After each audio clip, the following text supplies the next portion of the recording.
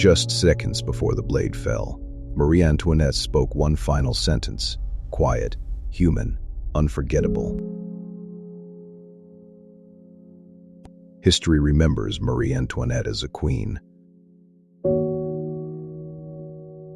A portrait in a museum, hanging on a wall, silent, motionless. A face, an image, frozen in time. A name written in ink, trapped between pages, words, sentences, judgments, a symbol carved into textbooks, a crown, a mark, a memory. She is remembered as extravagance, as excess, as indifference to suffering, empty palaces, abandoned thrones. But history has a habit of flattening human lives into symbols. It forgets the people, remembers the symbols. In her final hours, Marie Antoinette was none of these things. She was not a queen, not a monarch, not a political idea. She was a woman. A woman standing at the edge of time, alone. Facing the end of everything she had ever known. This is not the story of a crown. This is the story of a human being. As she lived, as she endured, as she died. Vienna, 1770. A 14-year-old girl stands in the palace of her childhood. Her name is Maria Antonia Josepha Johanna. She laughs easily. She plays music poorly but enthusiastically. She reads novels in secret. She is not prepared for power. She is the 15th child of Empress Maria Theresa, one daughter among many, a piece on a diplomatic chessboard. She does not choose her future. It is announced to her, like a sentence, like a decree.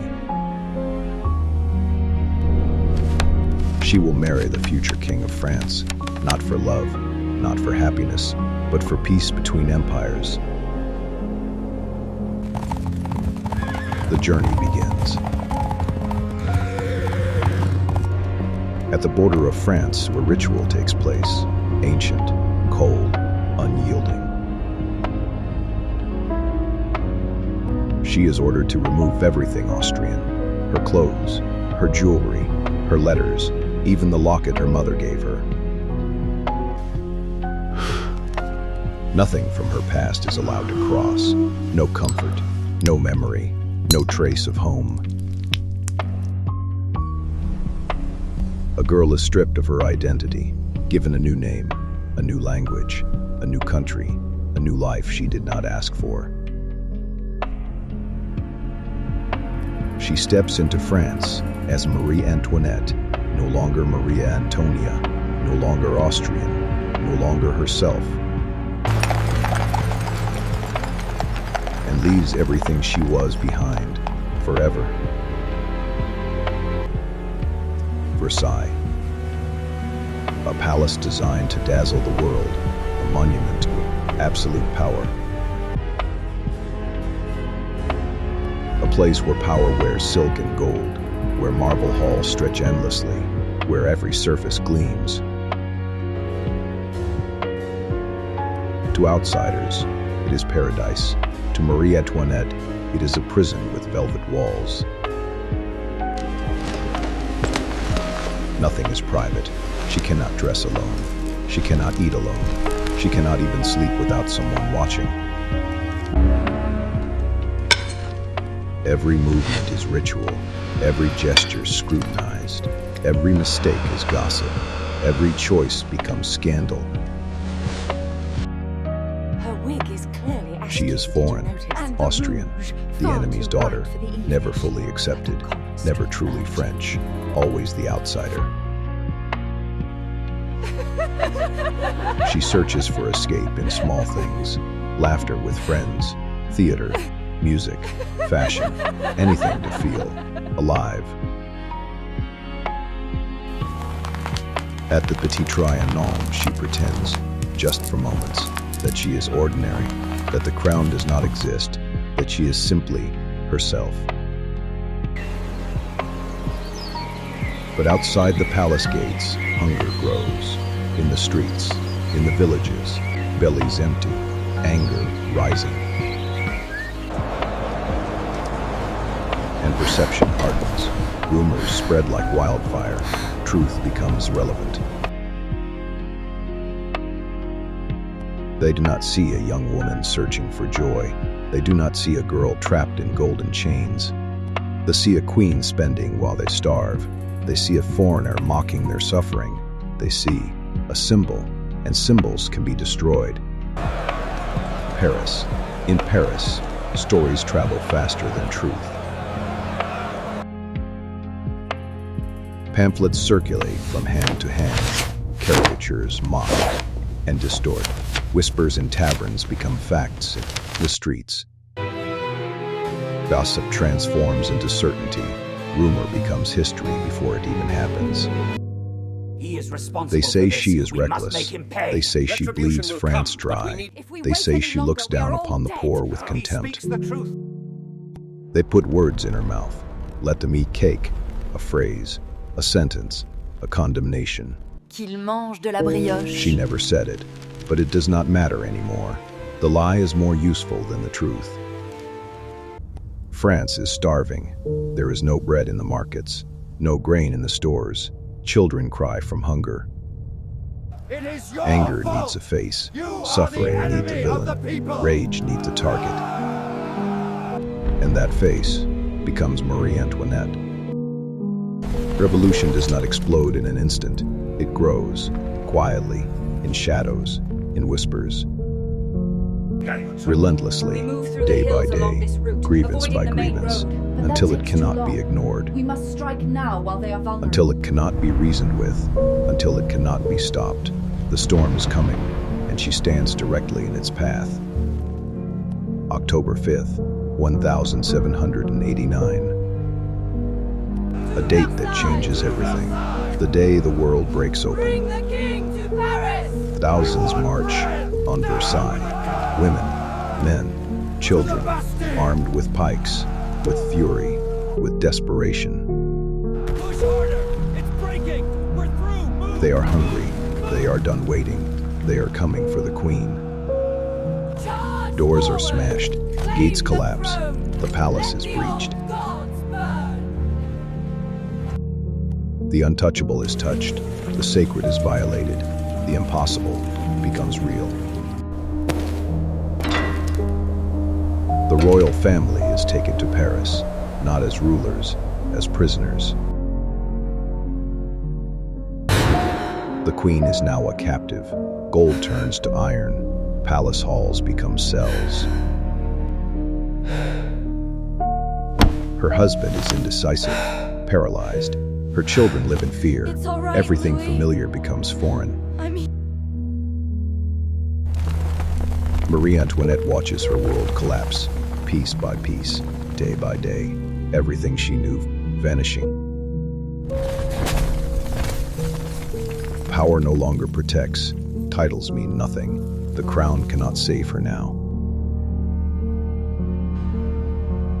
Only time remains, and the judgment that is coming, the end, is inevitable.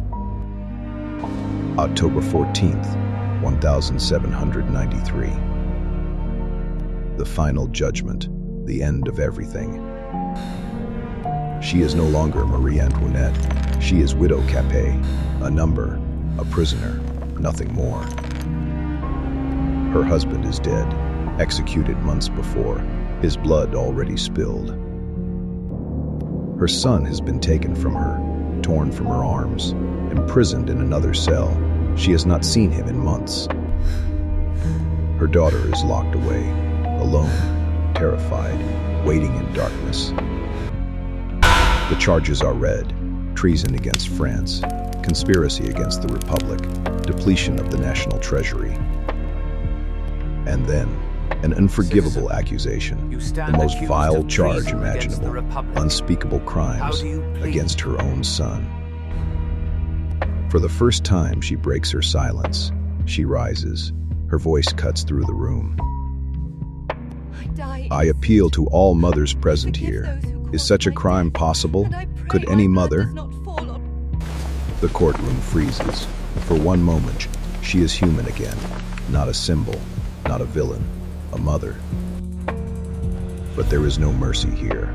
The verdict was decided before she entered. The gavel falls. Death. The night of October 15th, 1793, her last night on Earth, the final hours. Marie Antoinette is alone, in a cold stone cell, with only darkness and silence. She does not curse history. She does not cry for revenge. She does not rage against fate. She writes, by the light of a single candle, her hand trembling but steady. Not as a queen, not as royalty, not as a political figure, as a mother. I forgive all my enemies. I die in the Catholic faith of my ancestors. I ask pardon of all whom I have known. My children, my beloved children, do not seek revenge for what has been done to me. Do not let hatred consume you. She cuts a lock of her hair, a memory, a keepsake, something of herself to leave behind. She prays, not for salvation, not for rescue, for peace, for her children. And then she waits for morning, the dawn that will be her last. She is ready. Morning arrives, October 16th, 1793, the final day.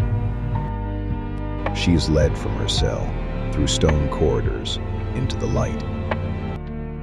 She is placed on a common cart, not a royal carriage, a rough wooden cart, the kind used for criminals. Her hands are bound behind her, tied with rough rope. Her hair has been cut short, shorn like a prisoner. She wears a simple white dress, plain, unadorned, no silk, no lace, no jewels, no crown. Nothing remains of the queen. Paris watches.